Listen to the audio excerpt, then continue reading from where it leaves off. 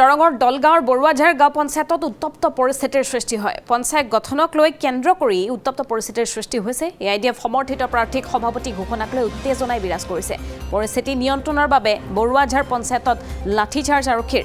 এআইডিএফৰ প্ৰাৰ্থী পাৰ্বিনা ইয়াছমিনক ঘোষণা কৰা হৈছিল সভানেত্ৰী হিচাপে আৰু ইয়াতে ক্ষুণ্ণ হৈ পৰে কংগ্ৰেছ ৱাৰ্ড সদস্য। তেওঁলোকে মুকলি ভোটদানৰ দাবী কৰিছিল। ইয়াকে কেন্দ্ৰ কৰি কংগ্ৰেছ আৰু এআইডিএফৰ মাজত সৃষ্টি হয় সংঘাতৰ।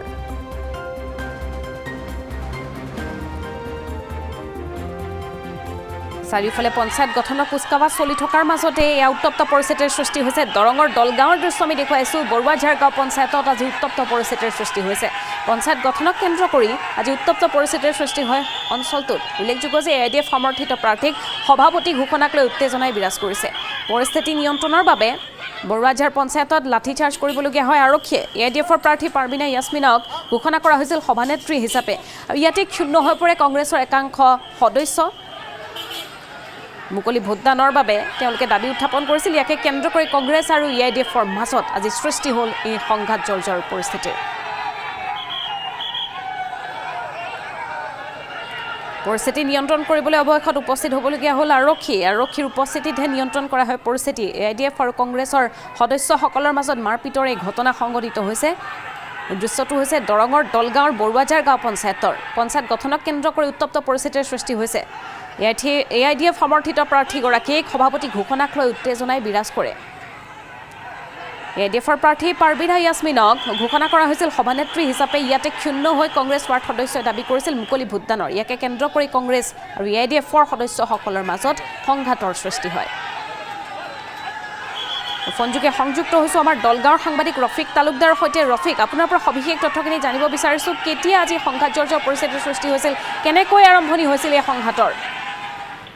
চাওক, আজি দৰঙৰ দলগাঁও সমষ্টিৰ ৫ নম্বৰ বৰুৱাঝাৰ গাঁও পঞ্চায়ত গঠনৰ প্ৰক্ৰিয়া চলি আছিল আৰু পঞ্চায়ত প্ৰক্ৰিয়া গঠন চলাৰ মাজতে এআইডিএফ আৰু কংগ্ৰেছ কৰ্মীৰ মাজত এক উত্তপ্ত পৰিস্থিতিৰ সৃষ্টি হৈছিলে। পৰিস্থিতি সৃষ্টি হোৱাৰ পিছত আৰক্ষীয়ে পৰিস্থিতি নিয়ন্ত্ৰণ কৰাৰ বাবে লাঠি চালনা কৰিব লগা এক পৰিস্থিতিৰ সৃষ্টি হৈছে।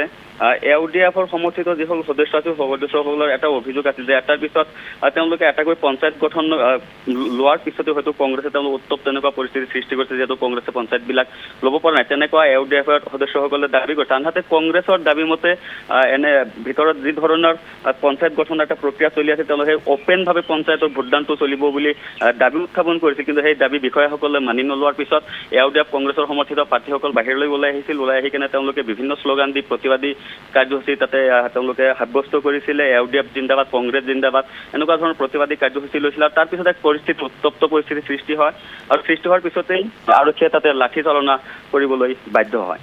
হয়, লাঠি চালনা কৰিছে আৰক্ষীয়ে, কিন্তু আঘাত হোৱাৰ কিবা তথ্য আহিছে নেকি? যিহেতু কংগ্ৰেছ আৰু এআইডিএফৰ সদস্যসকলৰ মাজত আজি মাৰপিটৰ ঘটনা সংঘটিত হৈছিল, কোনোবা আঘাতপ্ৰাপ্ত হৈছে? বৰ্তমান আঘাতপ্ৰাপ্ত হয়তো কেইবাজন হৈছে, কেইবাজনো আঘাতপ্ৰাপ্ত হৈছে। তথ্য এতিয়ালৈ যদি অহা নাই, কিছু সময়ৰ পিছতো হয়তো সেই তথ্য আমি লাভ কৰিম। কোনে কেনেকুৱা ধৰণৰ আঘাতপ্ৰাপ্ত হৈছে এতিয়ালৈ কিন্তু খবৰ হাতত আমাৰ আহি পোৱা নাই। হয়, সংঘাত হৈ গৈছে, কিন্তু এতিয়া কিবা সিদ্ধান্তত উপনীত হৈছে নেকি পঞ্চায়তক লৈ? অলৰেডি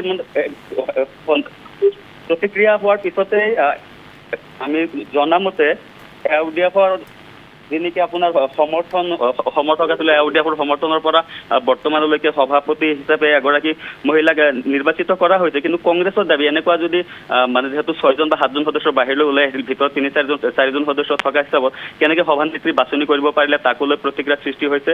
কংগ্ৰেছৰ দাবী অনাগত দিনত পুনৰ এই পঞ্চায়ত ৫ নম্বৰ বৰুৱাঝাৰ পঞ্চায়তটো গঠন হ'ব লাগে বুলি কংগ্ৰেছৰ দাবী কৰিছে। হয়, ৰফিক তালুকদাৰ, এই মুহূৰ্তত আপোনাক ধন্যবাদ জ্ঞাপন কৰিছোঁ তথ্যখিনি জনোৱাৰ বাবে। আৰু আজি কংগ্ৰেছে যিটো আমাৰ ওপৰত বা চৰকাৰৰ ওপৰত বা প্ৰশাসনৰ ওপৰত যিবিলাক অভিযোগ আনি আছে, এইবিলাক একচুৱেলি কি তেখেতসকলৰ ছন্দপতন হোৱাৰ কাৰণে হতাশগ্ৰস্ত হৈ তেওঁলোকে এইবিলাক কথা বকি আছে যে তেওঁলোকৰ হাতত যদি 6জনকৈ মেম্বাৰ আছে, পিছে ভোট দিওঁতে হেৰিটো ক'ত, লেঠাটো ক'ত লাগে? ভোট দি যদি সিহঁতে 6টা ভোট পাই যায়, সিহঁতে জিকি যাব। একচুৱেলি কংগ্ৰেছৰ প্ৰতি মানুহ বিতৃষ্ণা হৈছে। আজি 3জনকৈ জিলা পৰিষদ জিকাৰ পিছত তেওঁলোকে যেনেকৈ ধৰণৰ দম্বালি মাৰিছিল, অহংকাৰ কৰিছিল, সেই অহংকাৰৰ কাৰণে আজি ৰাইজ অতিষ্ঠ হৈছে আৰু বিধায়ক মজিবুৰ ৰহমান সাহেবৰ কৰ্মৰাজিৰ প্ৰতি আকৃষ্ট হৈ যে তেওঁলোকে যিহেতু ইতিমধ্যে সদস্যসকল নিৰ্বাচিত হৈছে আৰু তেওঁলোকে নিজৰ নিজৰ এলেকা উন্নয়ন কৰিব বিচাৰে আৰু উন্নয়নৰ স্বাৰ্থত তেওঁলোকে আজি সকলোৱে বিধেয়ক চাবক সমৰ্থন কৰি আছে বিধেয়ক মুজিবুৰ ৰহমান চাহাবৰ মানে আঁকোৱালি লৈ তেখেতৰ লগত থাকি নিজৰ নিজৰ এলেকা উন্নয়নৰ স্বাৰ্থত সমৰ্থন কৰি আছে মানে একচুৱেলি যিটো মানে লাঠিচাৰ্জ কৰে হৈছে এইটোত মানে আমি দুখ প্ৰকাশ কৰিছোঁ আৰু তাৰ লগতে গৰিহণাও দিছোঁ যে ৰাইজ ওলাই আহিছে তেওঁলোকে বনোৱা পঞ্চায়ত বডি বনাব তেওঁলোকৰ গাঁও